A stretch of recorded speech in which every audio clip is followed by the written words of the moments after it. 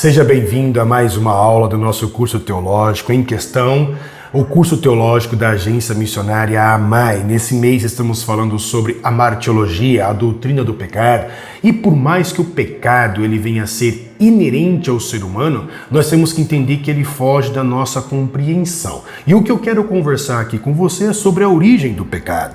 Porém, o que eu e você nós sabemos falar muito bem é sobre as práticas de pecado. Sabemos definir, sabemos colocar as características sobre práticas de pecado. Mas sobre o pecado em si, quase nada sabemos falar, justamente pelo fato de o pecado ele fugir da nossa compreensão. Então, antes de falarmos sobre a origem do pecado propriamente dito, nós temos que entender o que é o pecado. E a regra de fé para a nossa vida é justamente a Bíblia Sagrada. É nela que está contido determinadas doutrinas, como a doutrina do pecado. O grande problema é que na Bíblia Sagrada nós não temos um estudo metodológico, uma metodologia sistemática que trata o pecado de passo a passo, com cláusulas, com tópicos, subtópicos. Nós não temos isso na Bíblia Sagrada. A doutrina do pecado está espalhada em toda a Bíblia e está espalhada através da experiência de determinados homens. Então nós temos que coletar essas informações sobre o pecado em toda a Bíblia, de capa a capa, em todo o livro, através das experiências que homens tiveram, bem como através daquilo que Deus ele foi falando através de determinados homens. E quando eu começo a coletar essas informações é onde eu consigo então ter uma noção não só das práticas do pecado, mas como do pecado em si. Então nós vamos olhar para o Velho Testamento e quando eu olho para o Velho Testamento eu encontro 4 expressões que no português foram traduzidas para pecado. A primeira grande palavra usada para pecado no Velho Testamento é a palavra chatá, que significa falhar em um determinado propósito. A segunda é avon, que significa iniquidade. A terceira, rachá, que significa perverso. E a quarta é pechá. Essa última expressão é a expressão que significa transgressão, porém é a expressão mais usada no hebraico antigo e no Velho Testamento, pois ela denota transgressão moral. Em outras palavras, a expressão que melhor traduz pecado no hebraico antigo é pechá, porque ela é mais profunda, fala também da moralidade. Porém, a Bíblia não foi escrita somente no hebraico. Há um outro idioma predominante na Bíblia que seria o grego. E no grego, diferentemente do hebraico, eu tenho 5 variações de palavras, de termos, que no português foi traduzido para pecado. Porém, a maior e a mais usada expressão no grego é a martiologia, ou amartia. Amartia é a palavra mais usada no grego para denotar pecado no português. E esta palavra amartia, ela significa fracassar ao atingir um alvo, ou simplesmente errar o alvo. O grande problema é o seguinte: como é que eu posso conciliar para eu ter uma resposta certa para a pergunta: o que é pecado? Como eu concilio o significado dos termos em hebraico e os significados dos termos no grego para tentar ter uma definição melhor para a pergunta: o que é pecado? Então, usando e olhando para essas palavras usadas no hebraico e para essas palavras usadas também no grego, nós podemos concluir que pecado é um estado de rebeldia em relação a Deus. É uma condição de rebeldia em relação a Deus. Pensa assim, mais ou menos assim, para que você e eu possamos tentar entender. Pensa um determinado lar. E nesse lar, esta família tem, no caso ali, um filho mais velho. E esse filho mais velho, do nada, começa a ficar rebelde. Este filho mais velho, ele declara guerra contra os seus pais. E quando você tenta encontrar um motivo por que esse filho mais velho ele declarou uma guerra, não encontra-se o motivo. O moleque sempre foi amado, o moleque sempre teve carinho. Dentro das condições da família sempre houve suporte necessário para suprir todas as necessidades que aquele menino precisasse. Mas de um dia para o outro, do nada, em um determinado momento, de repente, este camarada começa a se rebelar contra os pais e proclama uma guerra contra os pais. É neste sentido que pecado ele significa. A essência do pecado é uma condição. O significado do pecado é um estado, uma condição de se rebelar contra Deus, de proclamar uma guerra contra Deus, de se tornar um inimigo de Deus. Isso seria pecado. E esse estado de rebeldia é o que promove práticas, porque eu começarei a fazer aquilo que traz desgosto para o meu inimigo, como um filho rebelde, que ele começa a praticar tudo aquilo que é contrário à ótica dos pais, justamente para prejudicar os pais. Em relação a Deus é a mesma coisa. As nossas práticas de pecado é uma consequência da nossa condição rebelde, ou seja, porque eu sou pecador, eu cometo atos de pecado, e eu cometo esses atos de pecado porque eu agora estou no estado de guerra e eu acabo ofendendo então a pessoa que eu proclamei uma guerra. Entendendo agora o que é pecado, eu consigo compreender um pouquinho sobre a origem do pecado. E aqui eu quero deixar bem claro para você e gostaria que você frisasse isso. Deus não é o Criador, Deus não é o autor do mal e também não é o criador ou o agente do pecado. Confesso para você que eu tenho uma certa dificuldade em acreditar nessa teoria que diz que Deus ele é o autor do mal ou Deus é o criador do pecado. Quando olhamos para o livro de Jó, no capítulo 34, verso de número 10, Jó, na verdade, fala, mas Moisés escreve essa fala dizendo: portanto vós, homens de entendimento, escutai-me. Longe de Deus esteja o praticar a maldade do Todo-Poderoso e cometer a perversidade. Deus não comete maldade, Deus não é perverso, Deus não é iníquo, nem Deus não há sombra de mudança, não há variação, não existe a possibilidade de Deus fazer algo maldoso, porque Ele é santo, é perfeito, Ele é bom em todo o tempo. Então logo de cara eu te digo, Deus não é o autor da maldade, nem o autor do sofrimento, e muito menos o autor do pecado. Moisés complementa essa ideia dizendo em Deuteronômio 32:4 da seguinte forma: Ele é a rocha, cuja obra é perfeita, todos os seus caminhos são justos. Deus é a verdade, e não há nele injustiça. Justo e reto é o Senhor.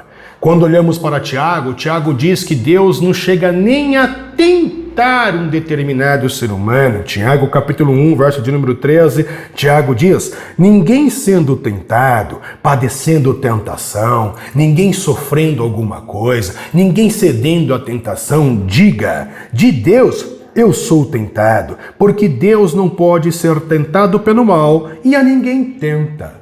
Eu gosto de uma frase que C.S. Lewis, que era ateu, se tornou um dos maiores teólogos do cristianismo, escreveu diversos livros, desmistificou diversas coisas. Ele fala acerca do assunto, quando as pessoas começam a culpar Deus do mal, quando as pessoas começam a culpar Deus do pecado, aí é onde ele entra e diz: pior do que não acreditar em Deus é acreditar em um Deus monstruoso. Essa ideia de Deus ser o agente do mal, de Deus ser o agente do sofrimento, de Deus imputar sofrimento sobre seus filhos, sobre sua criatura, me perdoe, mas eu não consigo acreditar nesse tipo de Deus. Deus é bondade, Deus é amor. Acredito que você e eu, sim, nós plantamos e a lei da semeadura, ela é clara. O que plantarmos, colheremos. Se plantarmos vento, vamos colher tempestade. Deus, ele não tem nada a ver com isso. A maldade é uma escolha, como nós já vimos. Então, Deus não é criador do mal, mas como tudo começa? Antes de nós pegarmos Gênesis capítulo 1 e ver que Deus ali, ele está criando tudo aquilo que nós temos ideia do nosso reino material, nós vamos ver que antes de Deus criar o material, Deus está criando o universo espiritual. Deus criou o universo espiritual. E depois, quando Deus começa a criar o nosso reino material, o reino espiritual se regozija. É isso que está escrito em Jó, no capítulo 38, verso de número 4 até o verso de número 7. Depois você pode fazer menção, depois você pode ler Jó 38, do 4 ao 7. Você vai ver que enquanto Deus está criando essa nossa realidade, os anjos, os seres espirituais, este mundo espiritual está se regozijando, está se alegrando com os feitos criativos do Pai. Então, antes de Deus criar a nossa realidade material, Deus criou a realidade espiritual. E nós concordamos e assim acreditamos que os anjos que foram criados antes da nossa realidade material, eles também foram criados com um dom que você e eu temos, o que chamamos de livre-arbítrio. Assim como eu e você temos o direito de escolha, os anjos também foram criados com o livre-arbítrio. E pela lei natural, nós vamos ver que todos os seres racionais são dotados da liberdade de escolher ser quem quiser ser e fazer o que bem entender. E é justamente aqui que o pecado nasce, através do abuso dessa liberdade. Onde nós vemos isso? No livro de Ezequiel, capítulo de número 28, verso de número 12, nós vamos encontrar ali um anjo abusando da sua liberdade. E quando ele abusa da sua liberdade, é onde ele entra no estado de rebeldia. E o profeta Isaías complementa o que o profeta Ezequiel profetizou depois dele, mas a expressão de Isaías que veio antes é um complemento de Ezequiel 28, em Isaías 14, verso de número 2. Você pode entender, pode ler, acompanhar aí, veja o que o profeta escreve. Como caíste do céu, ó Lúcifer, filho da alva, como foste cortado por terra, tu que debilitavas as nações, e tu que dizias no teu coração, eu subirei ao céu, acima das estrelas de Deus, exaltarei o meu trono, e no monte da congregação me assentarei aos lados do norte. Subirei sobre as alturas das nuvens, e serei semelhante ao Altíssimo.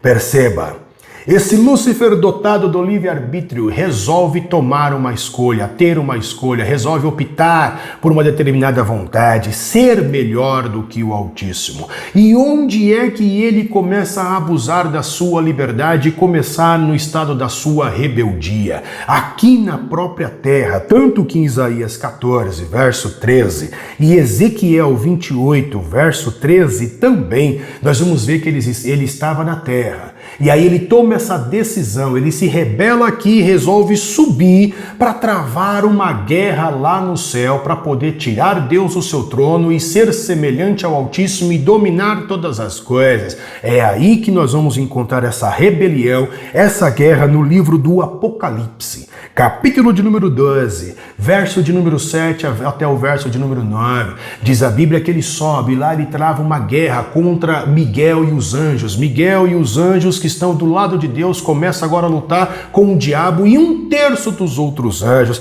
que a Bíblia chama de dragão. E esse dragão, ele perde. Esse um terço de anjos que está ao lado de Lúcifer também perde. É onde ele é jogado de novo para a terra, conforme está escrito em Isaías 14, 12 e Apocalipse 12, 9. Nesses dois versos, nesses dois capítulos, nós vemos que ele perde a guerra, a sua rebelião não teve sucesso, então ele é jogado de volta à terra. E Jesus confirma isso. Jesus disse que ele viu o diabo cair como se fosse um relâmpago, como se fosse um raio. Em Lucas capítulo 10, verso de número 18, nós vamos ver Jesus ele citando: eu vi Satanás caindo do céu como um raio. Então ele perdeu a rebelião, ele se rebela, abusa do direito de escolha, de liberdade, aqui na terra, sobe, perde a guerra e ele cai de novo. E quando cai que nem raio, cai confirmado na maldade, nele não há mais bondade. Hoje ele é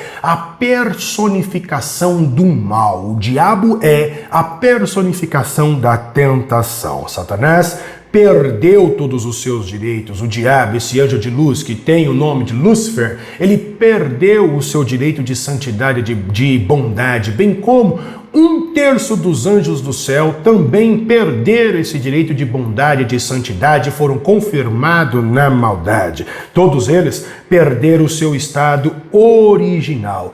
Parte desses anjos que se rebelaram, que estavam com Lúcifer, foram guardados em prisões que a Bíblia chama de Tártaro, que está escrito em Judas, verso de número 6. Judas só tem um capítulo. Então, Judas, no verso de número 6, alguns desses anjos estão presos nesta prisão que a Bíblia chama de Tártaro, que também é traduzida para inferno.